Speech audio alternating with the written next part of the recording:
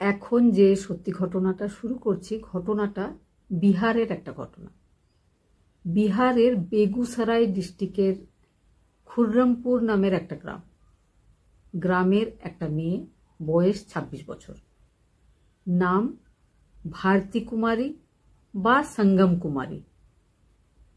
সে graduation করেছে, তারপরে B Ed করেছে। বর্তমানে পাটনার একটা লেডিজ হোস্টেলে থেকে সরকারি চাকরির জন্য যে বিভিন্ন প্রতিযোগিতামূলক পরীক্ষা, সেইগুলোতে বসার জন্য বা সফল হওয়ার জন্য সে একটা কোচিং ইনস্টিটিউটে কোচিং করে, আর বাড়ি থেকে দূরে হোস্টেলে পাটনাতে থাকে।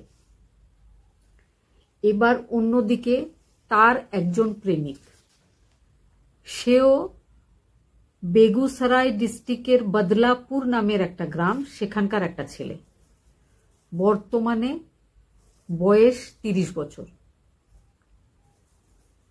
কিষানগঞ্জ জেলার মতিহারি নামের গ্রামের একটা স্কুল, ডক্টর ভীমরাও আম্বেদকর আবাসিক স্কুল, সেখানে ছেলে মেয়েদের থাকার জন্য যেমন হোস্টেল রয়েছে, টিচারদের থাকার জন্য স্কুল ক্যাম্পাসের মধ্যেই কোয়ার্টার রয়েছে। সেই রকম একটা কোয়ার্টারে সে কিষানগঞ্জে থাকে। তার নাম গৌতম সাহা বা গোপাল সাহা। গোপাল সাহার সাথে ভারতী কুমারীর প্রেমের সম্পর্ক ৫ বছর। গোপাল নিজের প্রেমিকাকে বলে, সেই সময় প্রেমিকা গ্রামের বাড়ি বেগুসরাইয়ের খুররমপুরেই ছিল। গোপাল ফোন কলে নিজের প্রেমিকাকে বলে যে এখন তুমি কিষানগঞ্জে আমার কোয়ার্টারে এসে কিছুদিন কাটাও, একসাথে ঘুরবো ফিরবো, এনজয় করব, ভালো লাগবে। কথাটাতে রাজি হয় ভারতী।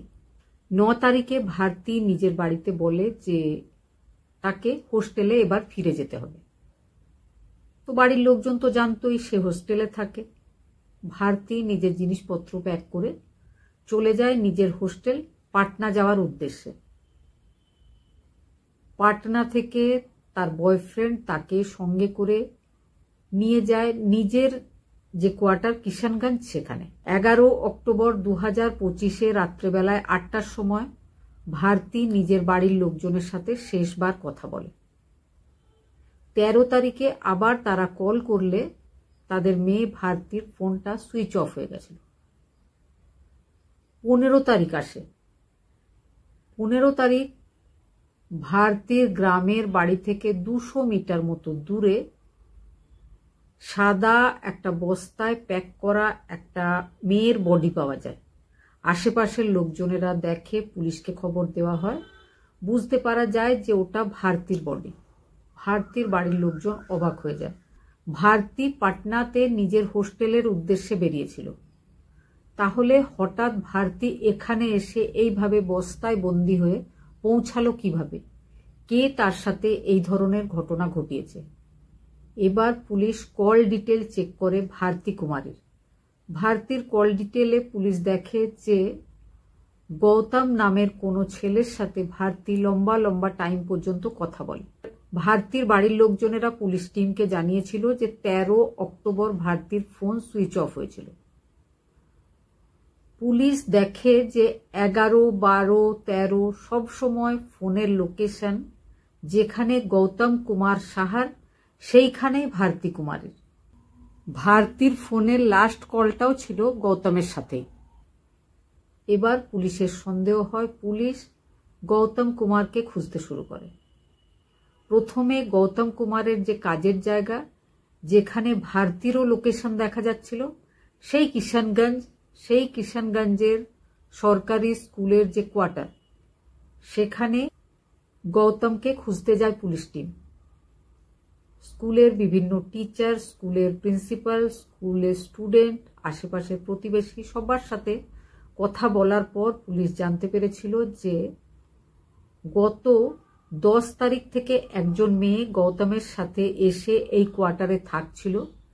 গৌতম সবাইকে জানিয়েছিল যে সে বিয়ে করেছে, ওটা তার স্ত্রী। তাদেরকে ভারতীর ফটো দেখানো হলে তারা শনাক্ত করে যে হ্যাঁ, তারা চেনে এটাই গৌতমের স্ত্রী। কিন্তু গৌতম আপাতত কোয়ার্টারে নেই। গৌতম নিজের বাড়ি চলে গেছিল, বলেছিল শীতের জামা কাপড় আনতে তাকে বাড়ি যেতে হবে। সে কয়েকদিনের ছুটি নিয়ে নিজের বাড়ির উদ্দেশ্যে রওনা দিয়েছে। এবার পুলিশ টিম বিভিন্ন তার পরিচিত লোকজনের কাছে জিজ্ঞাসাবাদ, তার ফোনের বিভিন্ন লোকেশন চেক করার পরে প্রয়াগরাজ বা এলাহাবাদ থেকে তাকে অ্যারেস্ট করে। অ্যারেস্ট করার পরে শুরু হয় তার জিজ্ঞাসাবাদ। প্রথমটায় জিজ্ঞাসাবাদে সব অপরাধী যেমন ঘুরিয়ে ফিরিয়ে কথা বলার চেষ্টা করে, নিজেকে নির্দোষ প্রমাণ করার চেষ্টা করে, সেই রকমটাই করেছিল সরকারি স্কুলের টিচার গৌতম কুমার। কিন্তু পুলিশ তাকে বাধ্য করেছিল সব সত্যিটা বলে দিতে।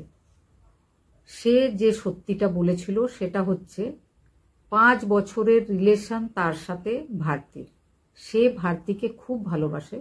প্রত্যেক মাসে ভারতীর ফোন রিচার্জ থেকে শুরু করে ভারতীর যে বিভিন্ন খরচ খরচা সেগুলো সেই সামলায়।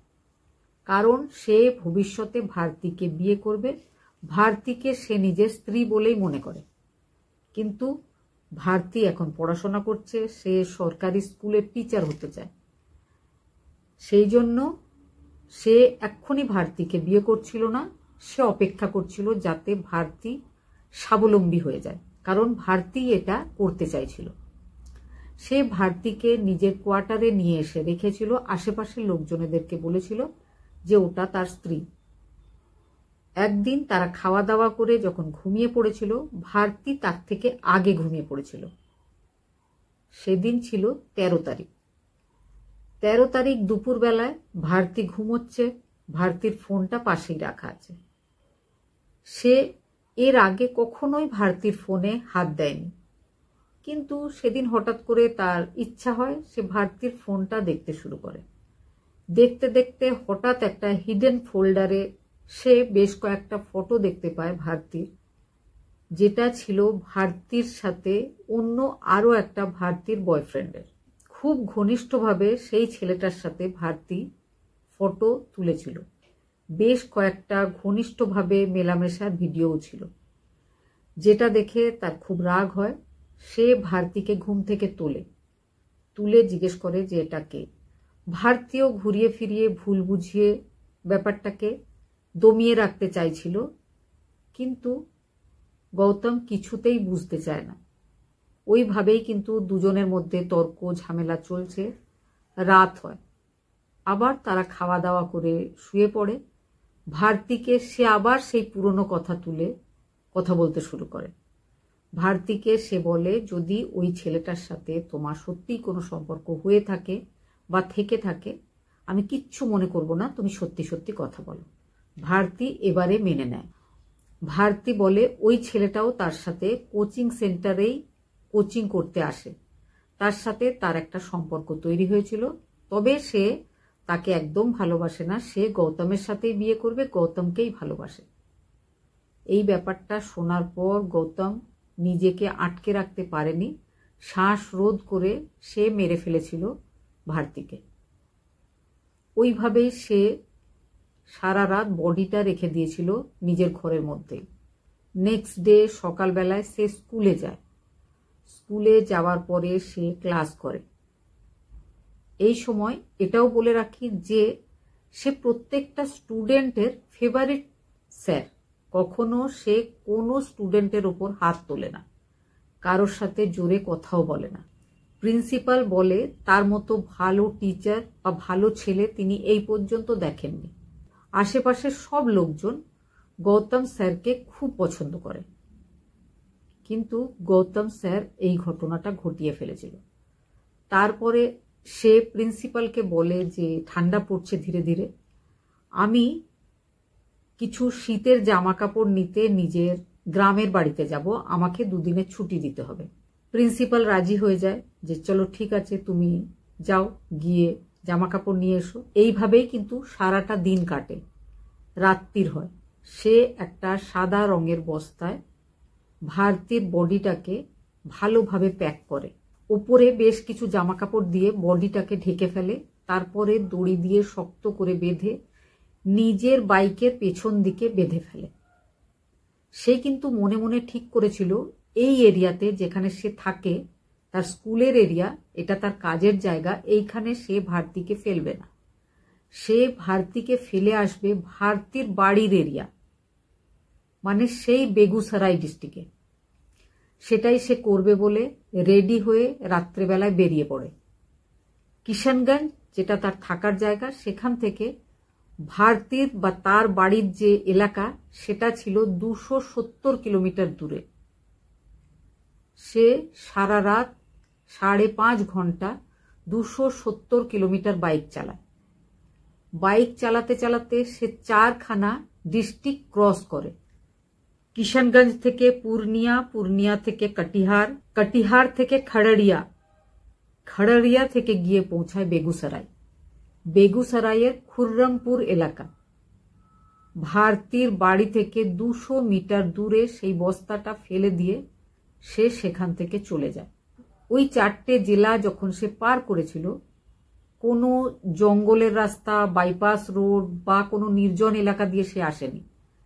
সে হাই রোড দিয়ে, 4 লেন রোড দিয়ে আসার সময় তার রাস্তাতে বেশ কিছু টোল প্লাজাও পড়ে। এখন সেখানে ইলেকশনের টাইম, কোনো পুলিশকর্মী, কোনো টোল প্লাজার লোকজন কেউ তাকে আটকায়নি। সে 270 কিলোমিটার নিজের বাইকের পেছনে একটা ডেড বডি বেঁধে রেখে অত দূর রাস্তা পেরিয়ে আসে। কেউ সন্দেহ করেনি, কেউ তাকে আটকায়নি। এইভাবেই অতিরিক্ত রাগে, উত্তেজনায় শেষ হয়ে গেছিল গৌতম আর ভারতীর প্রেম কাহিনী। কিন্তু আমার মনে হয় তখনই অতটা উত্তেজিত না হয়ে মানুষের নিজেকে একটু বোঝানো দরকার। সে ভারতীকে ছেড়ে দিতে পারত, ভারতীকে কিন্তু না মেরে ফেললেও চলতো, তাহলে তার জীবনটা এইভাবে নষ্ট হয়ে যেত না। তার মাত্র 30 বছর বয়স, সে একটা সরকারি চাকরি করছিল, নিজের ভবিষ্যৎটা তো নষ্ট করেইছে একটা ফ্যামিলির কাছে। তাদের মাত্র 26 বছর বয়সী একটা মেয়েকে কেড়ে নিয়েছে। ঘটনাটা শোনার পরে যদি কোনো বক্তব্য থাকে অবশ্যই কমেন্টে জানাবেন। খুব ভালো থাকবেন, সুস্থ থাকবেন, নিজের কাছের মানুষদের ভালো রাখবেন। আবার দেখা হবে নতুন কোনো এক সত্যি ঘটনা নিয়ে।